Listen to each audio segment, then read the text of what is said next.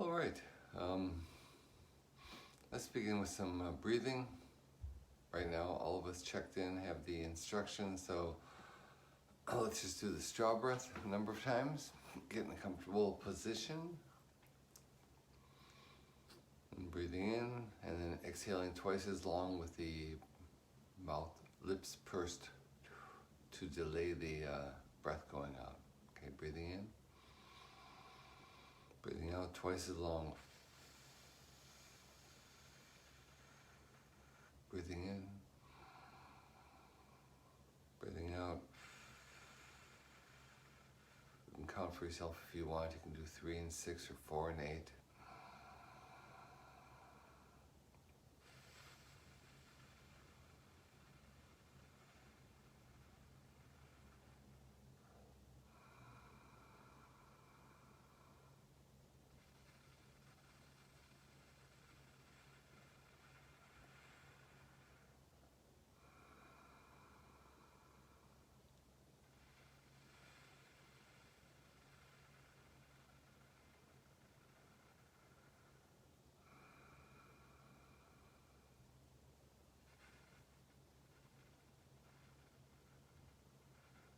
Let's do one more.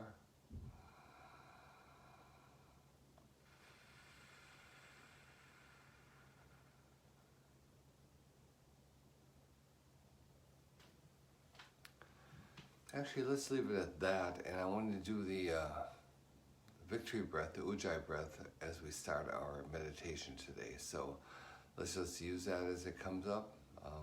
All the names I see on here already know what that is, so we're going to try when we meditate to keep ourselves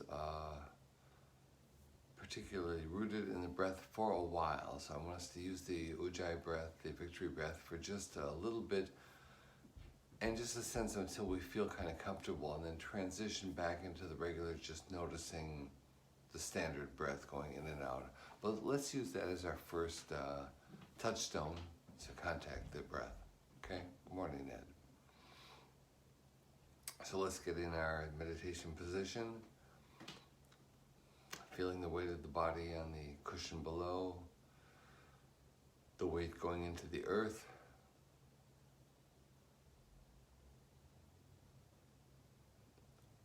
and the spine above that, and a firm back and a soft front, and the head balanced resting on top of that.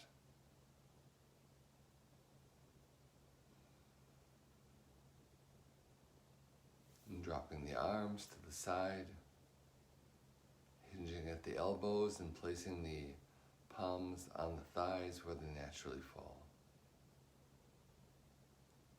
Chin tucked a little bit. Relaxed jaw. Tip of the tongue touching behind the upper teeth where it meets the palate.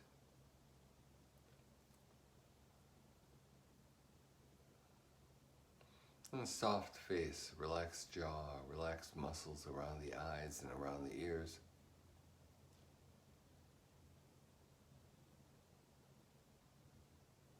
Back of the head, forehead.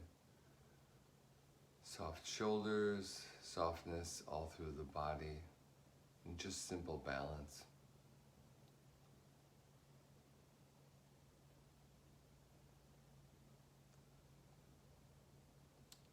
Noticing where we are.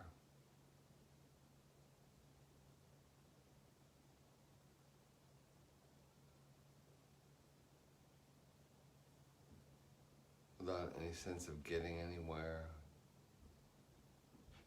Just really feel ourselves here with no agenda, no plans, just for a moment, giving yourself that moment of not having to accomplish anything.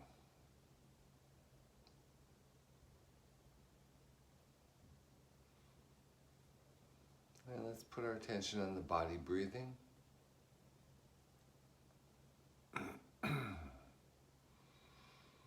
Noticing the breath going in and out.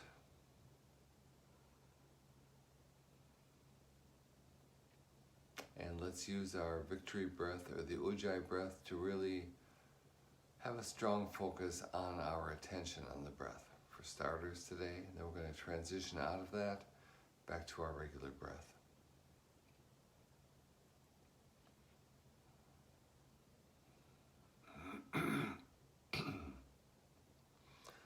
So making that sound and getting that feeling in the back of the throat.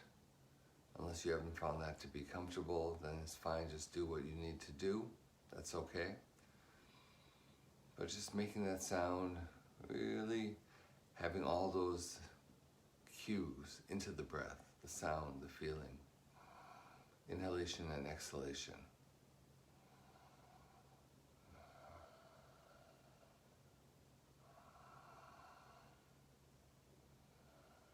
So again, what you're doing is you're making that breath very noticeable using the victory breath, the Ujjayi breath.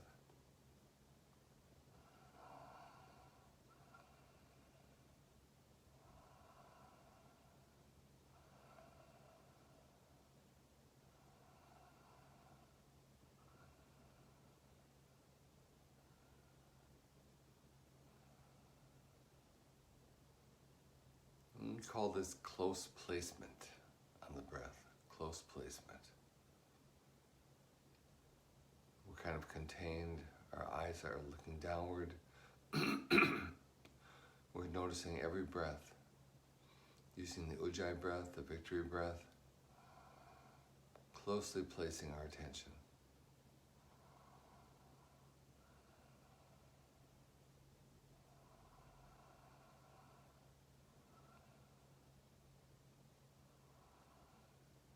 Noticing that we can actually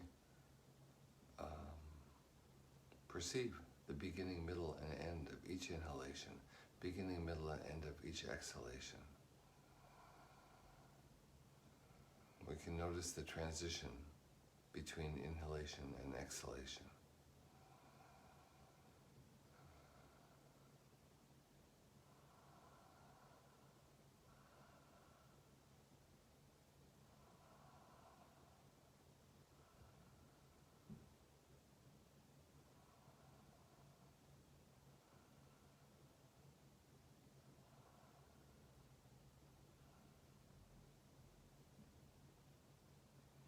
Again, you may have distractions, and just come back to that feeling and the sound of the breath.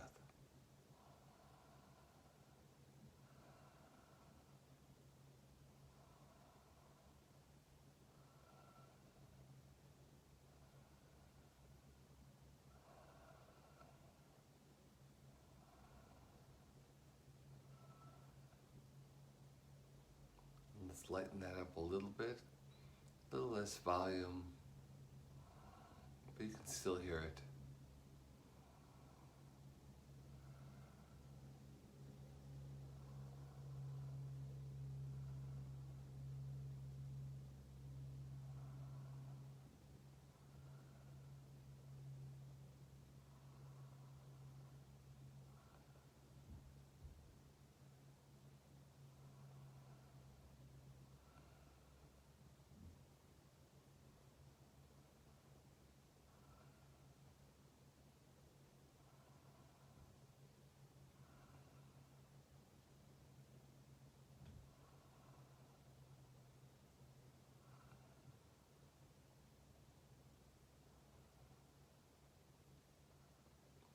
Now see if you can transition to your regular breath without the sound, without the victory breath, but with that same kind of attention.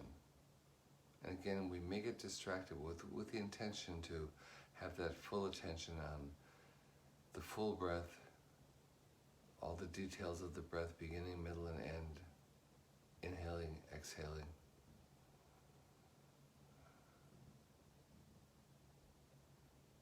See if we can find a comfortable place where we know that we're feeling it with that same attention we had with the victory breath. I'm just curious if there's any difference in attention. Is the mind any different?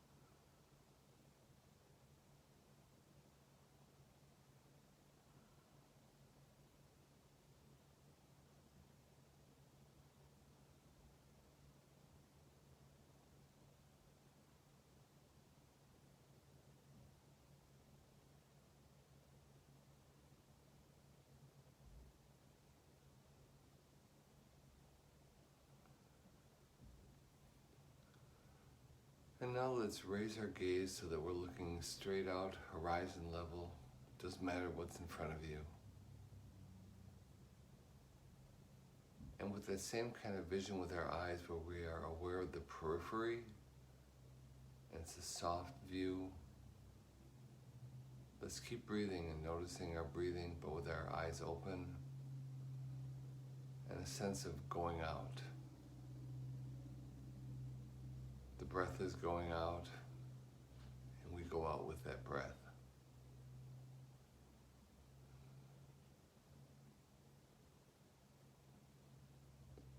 So just inhabiting a greater space than this close placement that we were just doing. And this is referred to as open placement. We set our focus.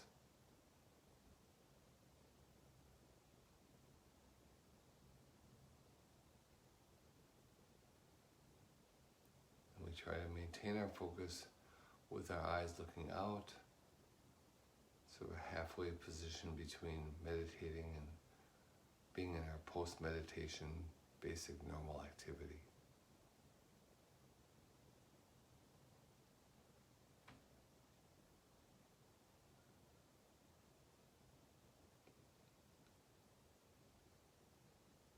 Now if that feels uncomfortable and too spacious for you, you can drop your head again and look down again. Gather your focus,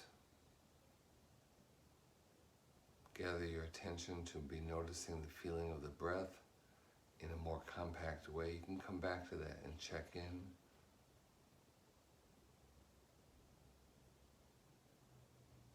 And if you can feel comfortable with that, once you again connected to the breath, again you can raise your vision a little bit and look out.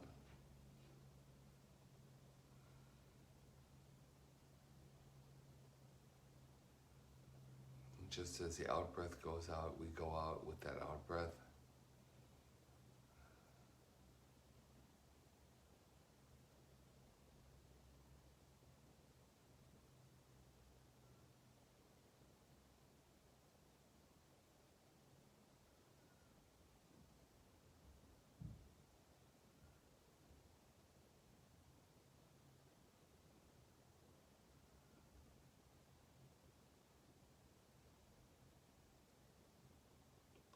So in a sense, we're using our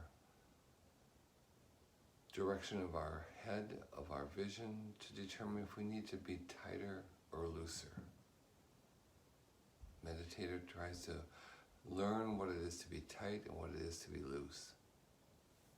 So find that for yourself. In other words, loose comes after tight. If you don't feel focused, don't have to raise your gaze up and look out. Find out what you need to do. Let's just do that together for a couple of minutes.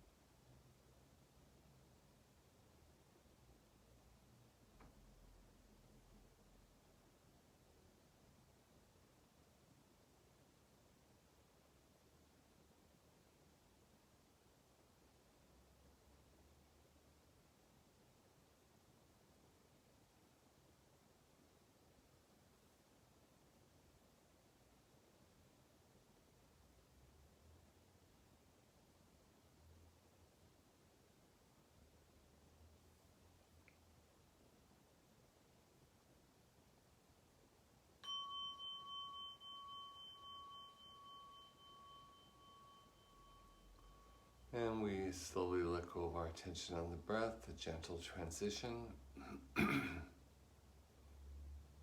Being back in this room.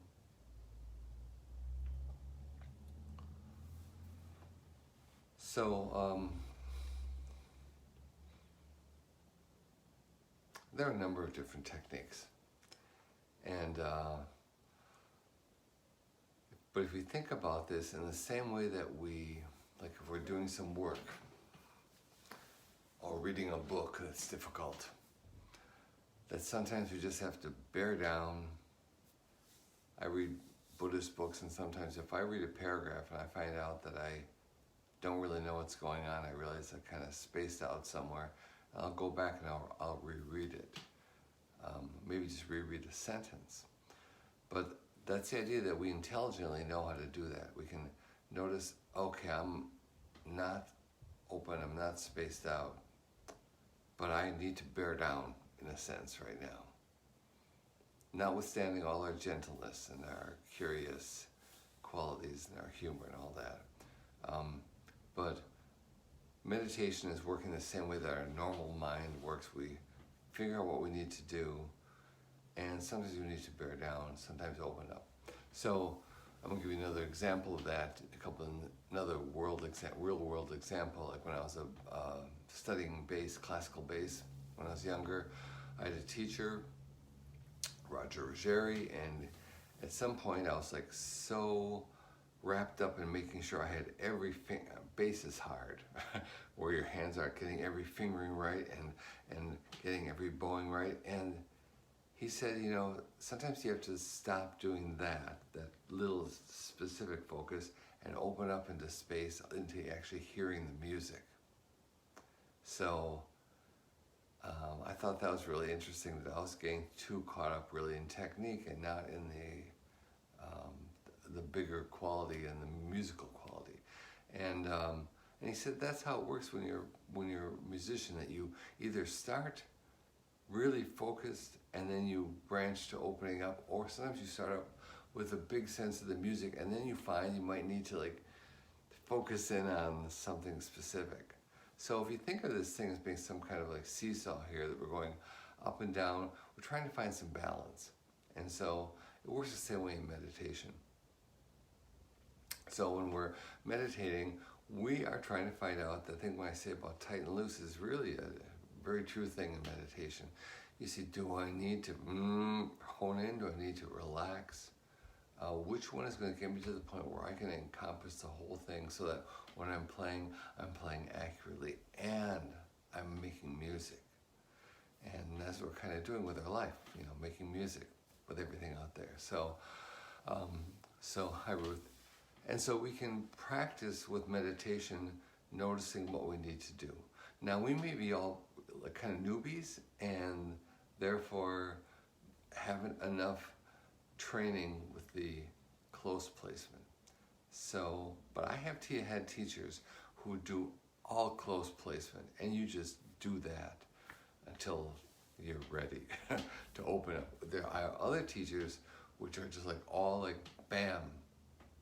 Wakefulness is just this thing right here, just wide open presence. But then you might space out on that. It might get too loose, and you realize, oh, I better, you know, rope it in, bring it in a little bit. So we're doing that with meditations. It's just natural human intelligence. We're trying to have that blend of being open and precise at the same time. That's the idea. So that open placement and closed placement is also known as precision and relaxation. So we're trying to do both, precise and open. Okay, so that may be a little bit conceptual, but sometimes we talk a little bit more about thoughts and a little more about technique. None of this is like the thing you have to do. You don't have to. If you didn't like what we just did, don't do it. So, and like, you know, the idea is like, don't really believe me. You find out what works for you, and when you find what works for you, you know, keeping in mind all these great learning tools that we have. But whatever I say about it is something for you to discover. Because I'm not repeating something that my teachers told me to teach you. I'm repeating what I've learned because I followed instructions from my teacher. And I learned, and then I'm able to tell you because I actually have had this experience. So, a little disclaimer, and the basic premise of the original Buddha was work your own salvation with diligence. Don't believe what I say. Your job. Okay? So if you have any questions, feel free to put them in. If you want to take a minute and think about them later and you want to add them, we'll check in on the box. So have a good day, and I'll stay here for a few minutes.